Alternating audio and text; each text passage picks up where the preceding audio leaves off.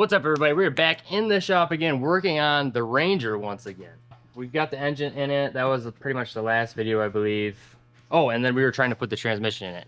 Upon further research and thought and everything, I've decided that there ain't no way we can use that transmission that's out there without extensive modification of the trans tunnel and the floor. So, what I do have is I have this transmission right here. Boom. E5. Boom. Bell housing. Boom. I haven't even taken this thing out of the box yet, and you can see how skinny it is, which is a good thing because there ain't no room in there. I know I'm gonna have to cut a little bit, but hopefully that will just basically, bolt up, quote unquote. Nothing has bolted onto this thing so far, but so that's where we're at on that. While we were gone in Florida, I had Chris Kozlik come over and set the rear end in it with a Caltrac. So he's got the rear end sitting right. This is pretty much right where I want it. Unfortunately, in the front, you can see this thing is sitting like a Cali squat truck. Just looks absolutely horrible like this. Don't do that to your truck, guys. So we're gonna have to figure out a new spring setup for the front to get it to match the rear ride height. So we can worry about that later though, because we need to see if this fits in here or not. Oh, and then the other thing, pedal box. I've got our stick shift pedal box here, factory style. It just bolts right on. Retains, regular Ranger master cylinder and all that crap. We'll probably be putting that thing in too, but let's go ahead and get this bell housing out.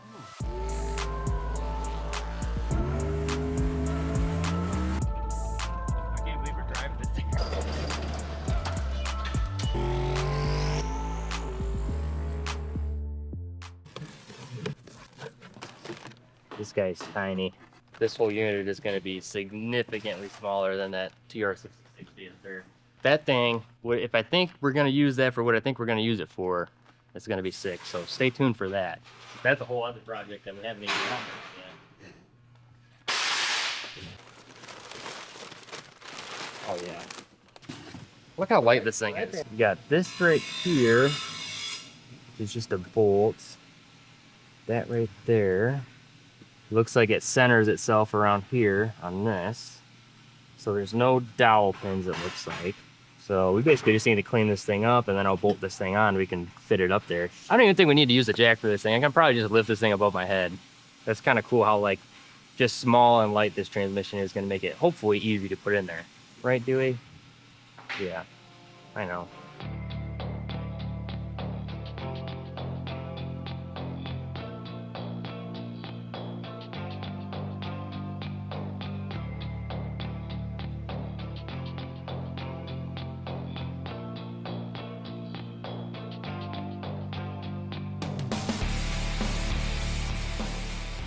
Can't believe it, bro.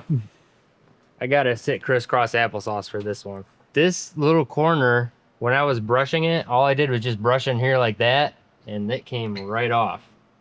And it appears to be that somebody tried to use JB Weld to stick this thing back on there instead of just welding it. That kind of sucks. We can still probably use this though. I can probably get it welded back on there. If not, if I can't get it welded back on and strong again and right, then it's a cheap transmission to replace. We'll just use it as a mock-up, I guess. I don't know. But I think that I can clean this whole thing up and probably weld that back on. There's only one way to find out though. We gotta clean it. So let's keep cleaning and then we'll try and weld it back on.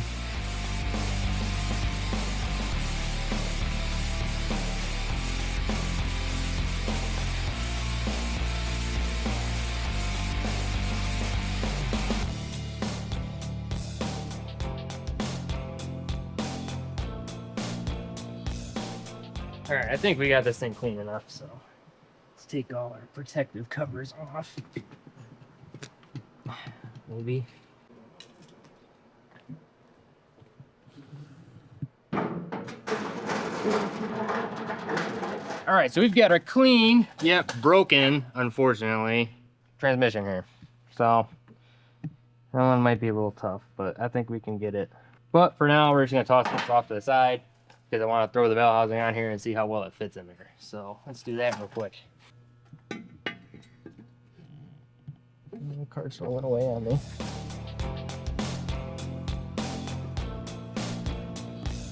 Now, what this is, I'm not really entirely sure. I'm honestly not really a big stick shift guy. In fact, I've only worked on a handful of stick shift transmissions, so and none of them have been a T5. So it's gonna be a little bit of a learning experience. Braking development, Nate has figured out what this little thing is for.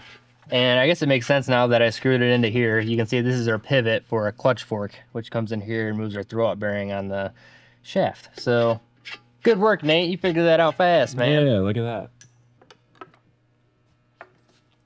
Ooh. Ooh. It's not really a flat bottom on this thing, so. Still running into a shifter issue. Shifter location is not optimal.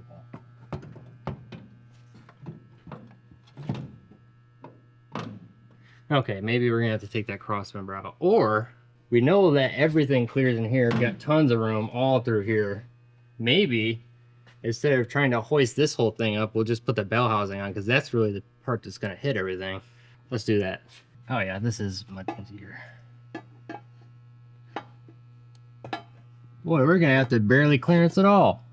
In fact, it just fits right on there. So basically what we're gonna do is, I've seen guys do it like this before where they'll put the flywheel, the clutch assembly on and everything, put the bell housing on, and then people, sometimes I've seen them leave the bell housing on when they're taking the trans in and out or the engine in and out. So I think that we can just do that. I don't know if there's anything, in fact, well, no, because you got your fork and stuff. Regardless, I think all I really need to do is just pinch this thing back over, and then that way we can just slide this thing right up in there, because the bell housing, I mean, I was able to just fish that in there, no problem at all. My goal is to not have to take this cross member out, because this is kind of a lot of work to get done. So let's yeah, let's throw some bolts in it, and then I'll clearance this real quick.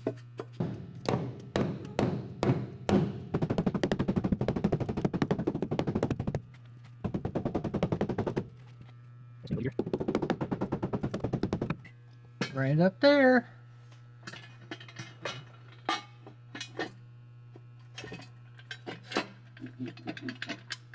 Just snapped. Okay, so our bell housing fits really good in there now.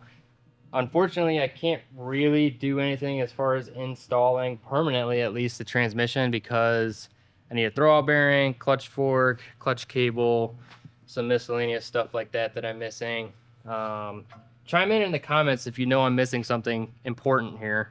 But yeah, basically what I'm going to do now, since we're stuck on this for the time being, is we'll go up underneath the dash and look at the pedal box. Clark must have taken this thing to the beach. Holy cow.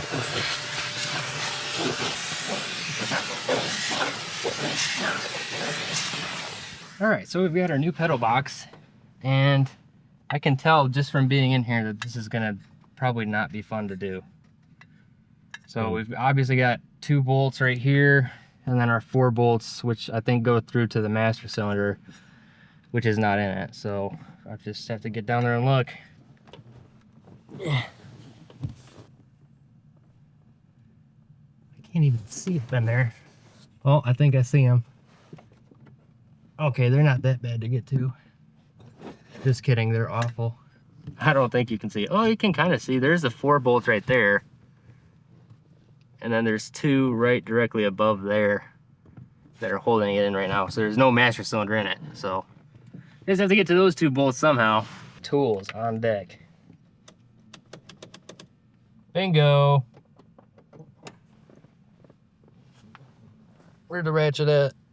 There it is. I got dirt in my face now. Freaking hand is cramping up. Aha! There's one.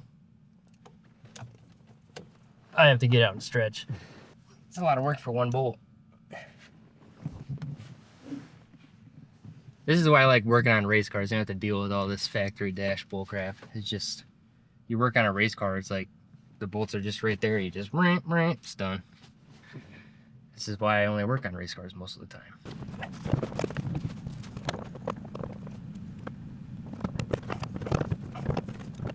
Yes. 3 days later. Ta-da! See, that wasn't so bad. Oh, yeah. Watch, there's got to be something else I got to remove to get it out. Ta-da! Yeah, it's these two bastards right there. All right, so we got our new pedal box and our old pedal box. Old pedal box set up for an automatic transmission. This one, OEM set up for manual transmission. We got an extra pedal on there. So right here's our brake pedal, right here's our clutch pedal. And something cool about this that I just realized when I was down there is if you look on the floor, so our master cylinder is right here, our clutch pedal is right here. This is the shift cable for the automatic transmission, which happens to have the same clip and be in the same position as the clutch cable for the automatic transmission. So I think I solved that problem. I know where to go that way. You just need to get a clutch cable for this car and the proper clips for it. And then we can hook it up down there and use it that way, just like the OEM. We have to get back down there and put it back on. All right, guys, so you saw that I've got the bell housing in there. I figured out somewhat, at least I hope, the transmission. Pedal box is gonna be going in here in a minute, and I'm not gonna bother showing you guys that because it's just gonna be me under the dash for 4 freaking hours. Again, unfortunately, our case has been broken on the ear. Now, actually, I've done this before on one of my old Audi transmissions. Because I'll tell you a quick story here. In high school, I had an 06 S4 convertible, 4.2 V8. Awesome car, loved it. But had an O&E stick shift 6-speed trans in it, and dropped the clutch really hard one day launching it. It's an all-wheel drive car, you know, it's rough on parts. I actually broke the bell housing on the case of the transmission.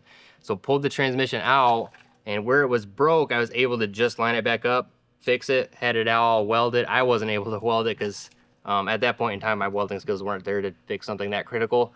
So had it all welded, repaired, and then I put it back on. So I'm not really concerned about this too much.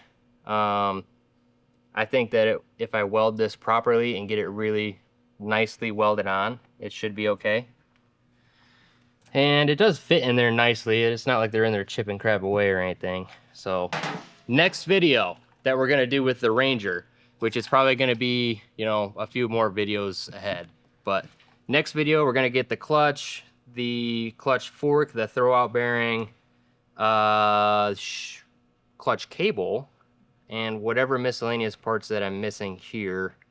Probably gonna have to do a little shifter relocation because I did notice that it's significantly shorter than that TR6060 up there, but it is still kind of far forward. Like this is maybe the very front part of the bench. So thankfully though, you guys saw I have so much room underneath there. I'll have plenty of room, I think, to do some kind of linkage to move this whole thing forward and come up through the floor like that. So next video, guys, look for it on the Ranger, Tyler's Danger Ranger, Project Gray Area. But before I let you go, if you guys saw the short that I put up, I'm doing some really cool stuff that I just learned how to do with muriatic acid. So let's go over there real quick.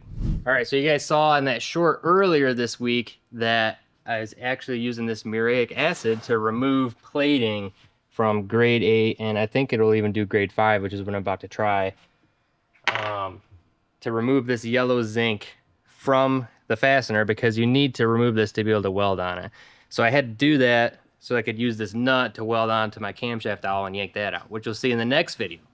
So I figured I'd show this to you guys real quick. It's pretty cool. I tried it earlier today, and it's pretty fun to watch work.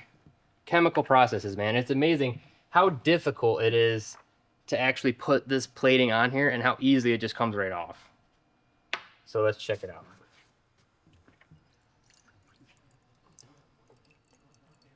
We got our muriatic acid. That's probably plenty. As I'm spilling everywhere. Yeah, make sure you get it on your skin. Make sure you get it Inhale everywhere. it. Check this out. Almost immediately.